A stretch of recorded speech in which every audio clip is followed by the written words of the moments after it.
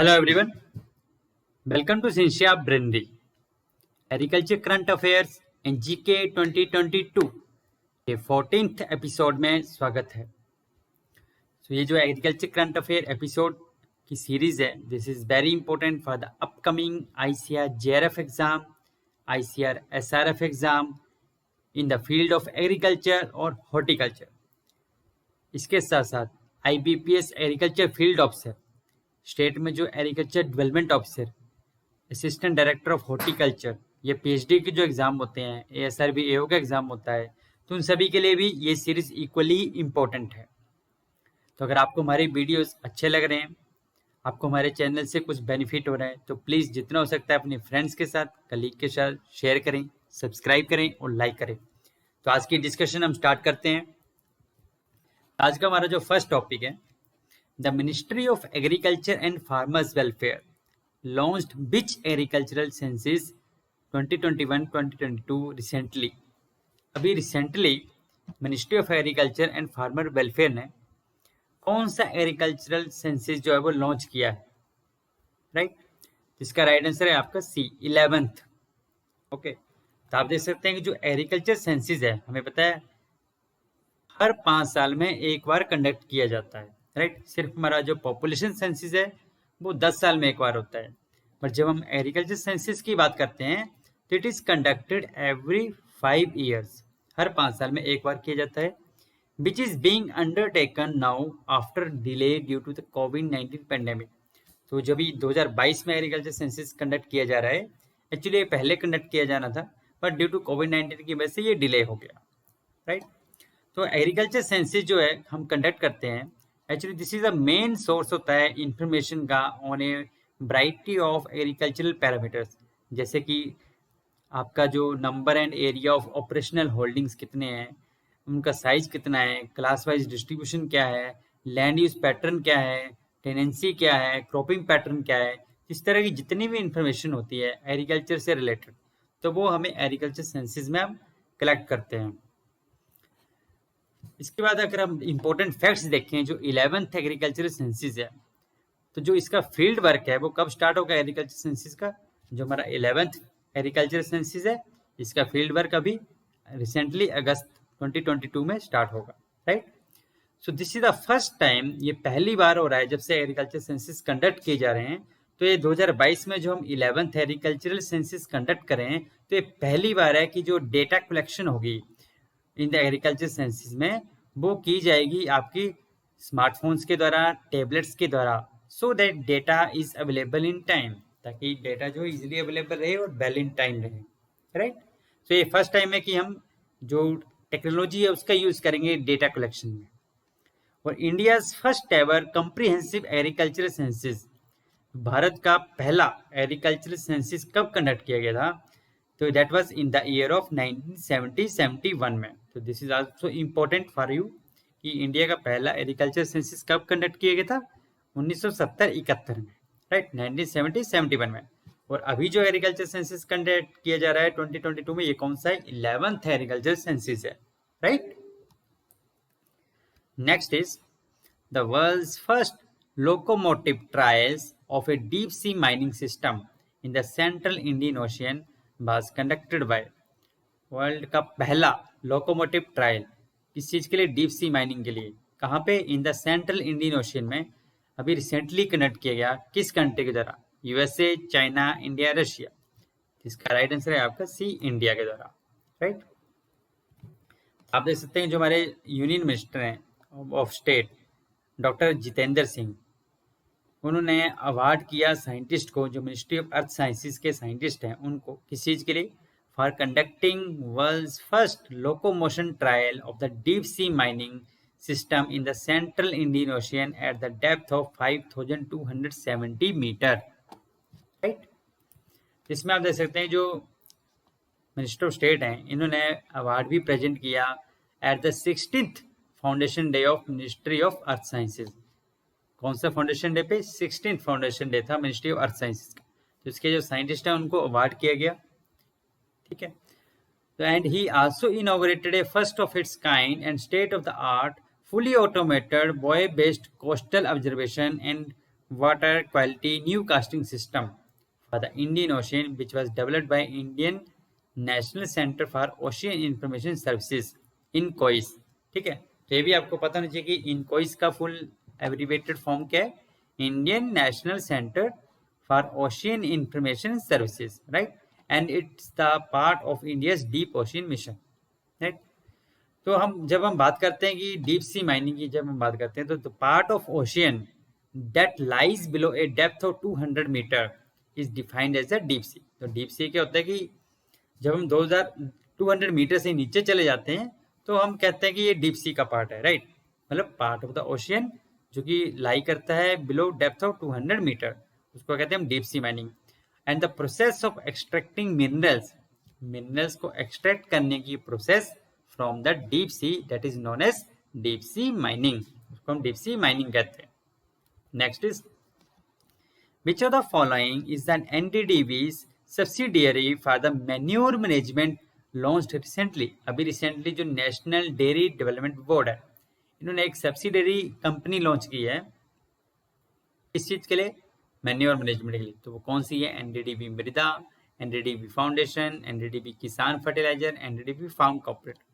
इसका right answer है आपका ए, एनडीडीबी मृदा। आप देख सकते हैं जो श्री परसोत्तम रूपाला जी हैं, who is the union minister of fisheries, animal husbandry and dairy, right, fisheries, animal husbandry and dairy के यूनियन मिनिस्टर हैं। तो उन्होंने रिसेंटली मंडे में ही launch the NDDB Mrida limited, जो कि क्या है, एक होली ऑन सब्सिडरी कंपनी है किसकी? नेशनल डेयरी डेवलपमेंट बोर्ड की। किस चीज के लिए? To take forward manure management initiatives across the country, manure management करने के लिए अक्रॉस द कंट्री में। तो उसके लिए सब्सिडरी कंपनी लॉन्च की गई एनडीडीबी के अंडर, एनडीडीबी मृदा। नेक्स्ट, इसमें आप देख सकते हैं कि जो एनडीडीबी है, National dairy development Board, it has established NDDB Mrida limited, एक कंपनी है, ठीक है, जो कि एक an unlisted public limited company है under the companies act 2013 on 1 July 2022, right. तो ये जो एनडीडीबी मृदा लिमिटेड है, ये कब एस्टेब्लिश की गई? 1 जुलाई 2022 को, as with the paid up capital of Rs 9.5 crore, right? So on this occasion जो हमारे यूनियन मिनिस्टर हैं श्री रूपाला जी, उन्होंने ये भी कहा कि जो national dairy development Mrida limited company है, it will open avenues for the additional income to the dairy farmer. एक तरह से हम कह सकते हैं कि ये डेयरी फार्मर जो उनके लिए एक एडिशनल इनकम का जरिया बनेगा। कैसे? बाय सेलिंग द स्लरी और डंग, जब वो अपने स्लरी या डंग को बेचेंगे, ठीक है, तो एक एडिशनल इनकम उनको मिलेगी। और इससे हम ये भी कह सकते हैं कि it will help in saving to the farmers by virtue of replacement cooking fuel with biogas, right. और इसी ओकेजन पे उन्होंने ये भी कहा कि जो एनडीडीबी मृदा लिमिटेड है, राइट, तो एक तरह से हम कह सकते हैं कि जो इसकी हम स्लरी को बेचेंगे, डंग को बेचेंगे फार्मर्स, तो उनके लिए एक एडिशनल इनकम का सोर्स है, राइट। और साथ में ही हम बायोगैस यूज करेंगे, तो जो फ्यूल में चार्जेस लगते हैं, उसमें जो मेहनत लगती है, तो वो नहीं लगेगी, right.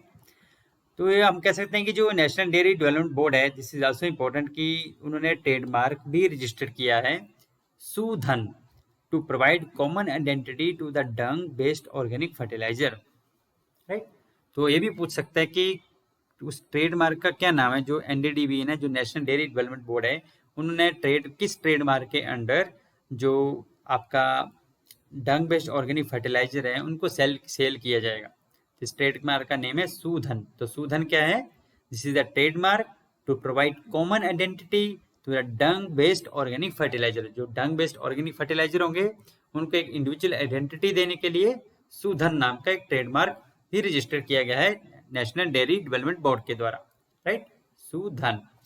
Next is the Department of Agriculture, Cooperation and Farmer Welfare has been allocated dash in 2020-23 2022-23 में department agriculture, cooperation and farmer welfare को कितना बजट जो वो एलोकेट किया गया? इसका राइट आंसर है आपका ए, 1,24,000 करोड़ रुपीस, राइट। तो आप देख सकते हैं कि इन द बजट 2022-2023 2022-23 का जो बजट है, उसमें जो department agriculture and farmer welfare है, जो कि किसके अंडर है? Ministry of agriculture farmer welfare के अंडर है, राइट। तो इसको बजट दिया गया कितना? लगभग 1,24,000 करोड़ का बजट दिया गया है, ठीक है। तो हम कह सकते हैं कि जो 83% ऑफ द मिनिस्ट्री बजट, तो 83% इसका जो हिस्सा है इस बजट का वो किस चीज पे स्पेंड होगा, 3 पार्ट्स में, 3 स्कीम के अंडर, ठीक है। एक तो होगा आपका the income support scheme, that is PM किसान स्कीम, जिसमें कि 55% हिस्सा जाएगा। मॉडिफाइड इंटरेस्ट सबवेंशन स्कीम, जिसमें 16% हिस्सा जाएगा। और the crop insurance scheme, that is प्रधानमंत्री फसल बीमा योजना, उसमें 13% इसका शेयर होगा, राइट। तो कितना बजट दिया गया है, एलोकेट किया 2022-23 में 1,24,000 करोड़ रुपए का, राइट। तो ये ध्यान रखना।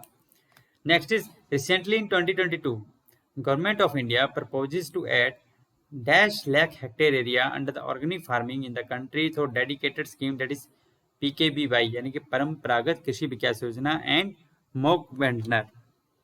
तो अभी 2022 में रिसेंटली गवर्नमेंट ऑफ इंडिया ने कितना टारगेट रखा है कि इतना एरिया जो है हम ऑर्गेनिक फार्मिंग के अंडर लाएंगे इंडिया में, ठीक है, बाय इट्स डिफरेंट स्कीम्स। तो कितना एरिया का टारगेट रखा गया है 2022 के लिए गवर्नमेंट ऑफ इंडिया के द्वारा, कितना एरिया आपका ऑर्गेनिक फार्मिंग के अंडर होना चाहिए इंडिया में। इसका राइट आंसर है आपका सी 6 लाख हेक्टेयर, 6.5 लाख हेक्टेयर। इसमें आप देख सकते हैं कि गवर्नमेंट ऑफ इंडिया ने अभी रिसेंटली प्रपोज किया है कि they will add 6.5 lakh hectare area under the organic farming in the country through the dedicated schemes. कौन कौन सी स्कीम है ऑर्गेनिक फार्मिंग के लिए, दैट इज एक तो है आपकी पीकेबीवाई यानी कि परंपरागत कृषि विकास योजना, और दूसरी है आपकी मोव केडनर, that is mission organic value chain development for the north eastern reason.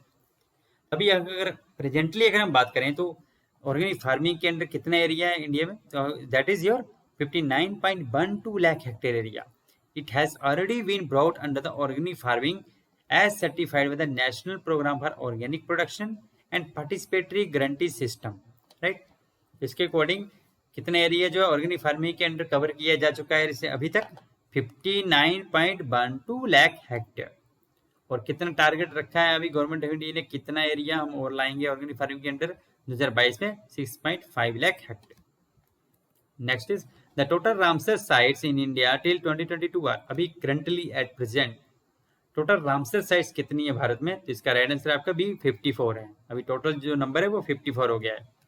तो आप देख सकते हैं जो रामसर साइट है एक तरह से हम कह सकते हैं वेटलैंड साइट होती है, जो कि मेनली डेजिग्नेटेड होती है to be the international importance under the Ramsar convention, तो कि हम कह सकते हैं कि इंटरनेशनल रिकॉग्निशन मिलती है अंडर द रामसर कन्वेंशन के अंडर।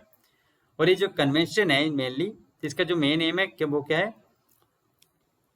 टू कंजर्व करना वेटलैंड्स को, ठीक है। और ये जो कन्वेंशन है this is also known as the convention of wetland, ठीक है, द कन्वेंशन ऑफ वेटलैंड। और ये जो कन्वेंशन है this is kind of inter governmental environmental treaty है, established in 1971 में by the UNESCO and was first in 1975, right? So it provides conservation of the wetland, wetland को conservation provide करती है and sustainable uses of the resources in wetland में, right? तो 2022 में अगर हम बात करें तो टोटल रामसर साइट्स कितनी है अक्रॉस द वर्ल्ड, वो है आपकी 2437 है, ठीक है। और भारत की बात करें तो इंडिया में टोटल रामसर साइट्स कितनी है अभी तक, 54 रामसर साइट्स हैं अभी तक, राइट। तो 2022 में जो लेटेस्ट रामसर साइट्स ऐड हुई हैं इंडिया में वो कौन सी हैं, तो एक तो है आपकी बखीरा वाइल्ड लाइफ सेंचुरी जो कि कहाँ पे, उत्तर प्रदेश में। दूसरी है आपकी खिजादिया वाइल्ड लाइफ सेंचुरी इन गुजरात में है, ठीक है। तो ये दोनों जो है वो रिसेंट जो है हम कह सकते हैं कि रिसेंट इंक्लूजन है इन द रामसर साइट्स में इंडिया की, राइट। तो टोटल रामसर साइट्स होंगी हमारी कितनी, 54। Next is who has been appointed as the new DG of ICR and Secretary there in 2022। आप देख सकते हैं कि जो नए डीजी हैं डायरेक्टर जनरल है आईसीआर के, who is also the Secretary of Department of Agriculture and Research Education। तो doctor Himanshu Pathak, right answer is आपका C, doctor Himanshu Pathak. You can see in the picture he has been recently appointed as new director general of ICR, Indian Council of agricultural Research. इसमें आप देख सकते हैं कि the ICR है they has a new chief now, doctor Himanshu Pathak. He is also the secretary department of agricultural research and education cum director general of ICR. Doctor Himanshu Pathak he took over the charge from doctor Trilochan Mahapatra. इससे पहले कौन थे DG ICR, doctor T Mahapatra, right. तो अगर हिमांशु पाठक की बात करें तो इससे पहले वो सर्व करे थे as a director in the ICR national institute of biotic stress management Baramati में।